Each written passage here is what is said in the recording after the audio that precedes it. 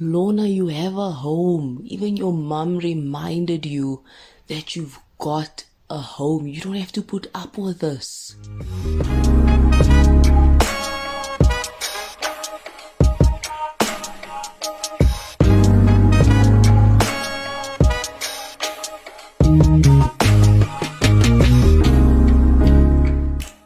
I swear the only thing that's like ringing in my mind is how Lona's boyfriend's sister, Sipo's sister, said or basically threatened to slap her. And Lona didn't even flinch. She didn't get a fright. She wasn't too perturbed. And I'm like, Lona, why are you enduring what you're enduring? Like for me, this was like level 726 of endurance. Unnecessary endurance. You know, there's endure, but then it's like, what are you also enduring for? Like, what are you enduring? Disrespect? Like, I'm suspecting Sipo's cousin. I forget the gent's name, but nah, I'm like side-eyeing the guy. Because he looks a bit dodgy for me, man. His behavior is also a bit weird. And I thought Sipo was weird for acting jealous and always suspecting the cousin. And, you know, I mean, Sipo was, I'll be honest, Sipo was a bit extra. Let's also just be real in terms of the jealousy. But then at the same time, when I saw the cousin, I'm like, this guy, what are you doing? Because 1 minute you're asking Lona to iron your clothing. And then Sipo comes to the laundry room where Lona's busy ironing, and he discovers how there's male clothes here and these aren't my clothes. Like, whose clothes are you ironing? And Lona's like honest that your cousin actually brought the clothes and asked me to iron for him. Sipo lost it, Shem. Sipo lost it, eh? And he called the cousin. And then the cousin makes up some lie saying that he didn't in fact ask her to iron the clothes. I think he said Lona went to go and fetch the clothes from the washing line. I don't know, some weird lie. And that's when I knew, why would you lie about something so small? That's unnecessary. You did ask Lona to iron your clothes. If you didn't have an agenda, you would have no problem telling Lona, no, I asked Lona to iron because I saw her ironing your mother's clothes. But now, of course, you're going to make me wonder, what is your agenda? Are you trying to start trouble or do you want Lona? Like, what are you doing? Because even Lona suspected that the cousin, man, something is a bit questionable as far as the cousin's concerned. So that kind of caused a fight in the house. And then Sipo's sister has the nerve to come guns blazing. Girl comes out of nowhere. I don't even know where she came in. She just, boom, she was there. Next thing you know, she's threatening to slap Lona. And I'm like, what? And her defense is that Lona's trying to come in between her brother and her cousin. I'm like, yo, Nia from Mens. Where do you... I was so confused. I was like, nah. The sister was probably waiting for any excuse to be able to tell Lona where to get off or to threaten her with a slap. So I was like, nah, where is that church prayer warrior with a blanket on the mountain and a candle and matches? Where is that lady that you were portraying to us? Because you could nicely tell Lona she must stop drinking and you must go and pray and blah, blah, blah, blah, blah. But you forget your Christianity in the kitchen when you want to threaten Lona with a slap and be violent. People had to physically hold her back. So I was like, nah, I didn't have respect for that. Like, you threatening to slap someone, for me, that was like, yo, you just revealed yourself. Like, that facade that you had going on there, nah, don't buy it. I do not buy it. The only person I swear I can commend is Sipo's mother. Yeah. Yo, that auntie doesn't flinch for nobody. Like, you cannot take her out of character. You can shock her with her pregnancy, and the most you'll get out of her is like a She reacts to nothing. So she's amazing. Shout out to her non-reactive ability. Love it. Superpower. But yeah, no, Lona, like you ever, I'll say. I could not understand why you would want to endure the things you're enduring. The disrespect, someone threatening to slap you, Lona. And that time Lona met with her mother for lunch. And the mother had raised concerns, saying she wished Lona had actually ultimately married the father of her first child. And she obviously has some concerns as far as Sipo goes. But Lona she missed the mark completely because she's rather telling the mother about, no, don't worry, Everything will be good. It's like, Lona, no, don't worry about things will be good. It's about what's happening now. It's not a fairy tale. So I'm wondering at this point, is Lona like not acknowledging the truth, what's really happening? Is she kind of just pushing it to the side, hoping that it's not really reality, and creating her own world, her own fairy tale, just to cope with it? Because you can't tell me that's okay. And then you also can't tell me that your soon-to-be father of your child can say to you, maybe I should start believing or looking into the things my family's saying.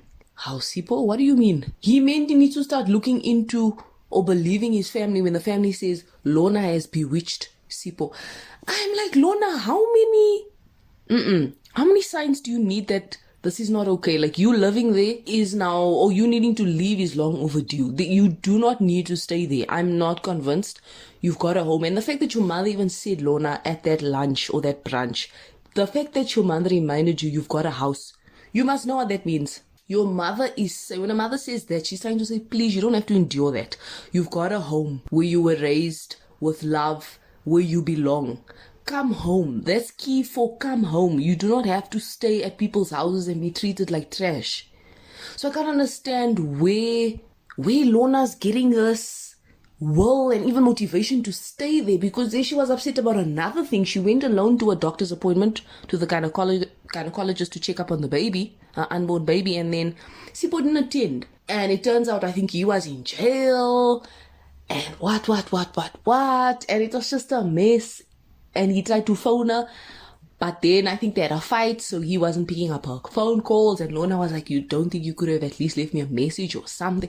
I was like, Lona, go home. Go home, Lona. Like, what are you doing? You do not need this. And I don't want Lona to get to a point where she's gonna snap. I feel like she's keeping it in, and she's, everyone's got a limit. Even the calmest of people, even the most introvert folk have a limit. Everybody's got a limit. And I don't want things to kind of blow out of proportion, because Sipho's losing it every 11:15. There's always something that's making Sipho lose it. If it's not the cousin, now it's him missing the doctor's appointment. Like, what's next? I don't even think this is the way things are supposed to be done. A trial as a girlfriend living at people's house and being a practicing Makoti, no. I feel like it's really causing more harm than anything else. So personally, just would 1,000% not recommend it. I want to move on to Ntombi and Nhlanhla. Things are not getting better, eh? Things are not getting better. And I've said this previously, that when people make up their minds about you, nothing you ever do will be good enough. And that's evident. That's playing out episode by episode. Ntombi Futi is criticized with every small thing she does. Nothing is good enough. And I was so pleased when Nhlanhla's uncle, it took a man to defend Ntombi Futi against his own family and say, you know what, they are like that. There's nothing wrong with what you're doing. But I was so relieved, and it just goes to show that, you know what, even people in your own family can recognize when, no, you're a bit too much, eh? People don't just go with the wave because you're family. I love that he could put himself in the shoes of an outsider who's Ntombi trying to come in. She's not going to be perfect, but they want her. They don't even want her to be perfect. Even if she was perfect, I think it would irritate them even more, because they just don't want her there. But the fact that the uncle, Nhlanhla's uncle, mad respect. The fact that he could voice his opinion against his family, and it's mostly females there, as usual, that's going to hate on the new female that's coming from the outside. And he just advised her about how they are and said, rather maybe just do this, because then they're going to say you're not doing this, or, and he was kind of being sarcastic in the whole thing, but I just love that there was one person in his corner, in Ntombi's corner, because Nhlanhla's not really someone who will strongly, I think, be able to defend Ntombi against his family, because he's young, he's still trying to figure out whose part does he really want to take. Does he want to be on the side of his family? Does he want to be on the side of Ntombi? I don't think he even knows. He's just not at that stage of his life, and he's young, so I'm not even surprised. But, the relationship seems to have I don't know, ended because Ntlantla said to Ntombi that he's still very much in love with his ex. And that was the end of that. And I wonder, what was he expecting, like, from that moment on, when he reveals that? Like, did he actually expect someone to sit there smiling from ear to ear, pleased to hear the news that he just broke? That is the weirdest thing. And Ntombi just removed herself and said, listen, then I will go about my life and you will live your life happily. And he just couldn't understand, and it was very, very weird and strange. And I think his family will be happy to know that he told her that, listen, I am indeed still in love with the girl that you guys love, my ex. And they shall get what they ultimately want. That's who they want. That's what they've decided. And once again, the only way family's opinions cannot have an effect on your relationship is your partner taking a stand, and a firm one at that, defending you at every chance they can get, and say, listen, you're not even going to mention people who came before my current partner. We're not doing that. You got to put boundaries in place. But like Ntlantla once said, hey, it's up to these people. I don't have a house. If they want to chuck her out of the house, there's nothing I can do. I don't have a home. So of course he doesn't have that backing or that standing to be able to make decisions. He's still a young boy. So but I just still wanted to know, was he thinking of going the polygamous route? It sounded like it, but I think he said he just doesn't have the resources and the finances for that. So I'm gonna ask, like, again, why are you ladies, like, putting up with this? Ntombi and Lona, it's why are you staying at people's houses and suffering, and for people to disrespect you in their own homes, opening up the door for you to disrespect them, which is, equally wrong. Rather just avoid all of that and go home. I could never understand. Like, it's one thing people running away from their home in terrible condition and just laying their head at any household. That happens because people just want to run away from their bad circumstance. But in this case, it's evident these ladies have mothers who love and care for them, who raise them. They've got homes. They don't need to beg. Ntombi's even studying. Lona seems independent. Like, it's not adding up. The math just ain't making any sense.